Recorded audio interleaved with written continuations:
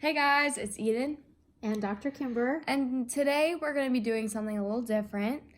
And it is Test Taking Tuesday tips. 4 T's.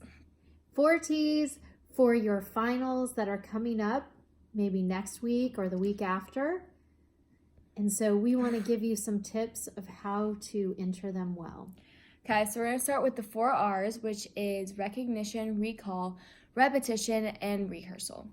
And so the first one, recognition, is like acronyms and like just the big idea. So like key concepts that you remember that will help you recognize the rest of a concept.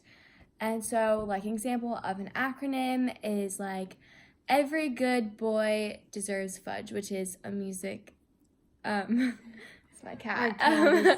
Are a music acronym that helps musicians when they're first learning.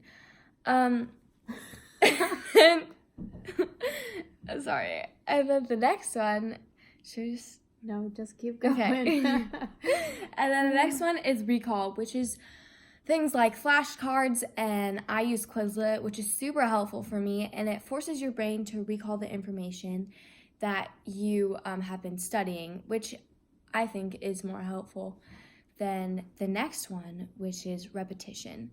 And repetition is just like repeating the same phrase and concept over and over again. And you really need the spacing effect with this one. And that means that it's not the best testing approach to cram the night before. In order to really learn the information, you need several days. And when you return back to the material over and over, you recognize what is it that you actually know and what is it that you need to keep rehearsing to know. And the information will eventually go into long-term storage for you to recall later in your test. So the last one is the 4th R, which is rehearsal. And you might think of rehearsal as something else than this, but we are saying it as just picturing yourself during the test and taking it.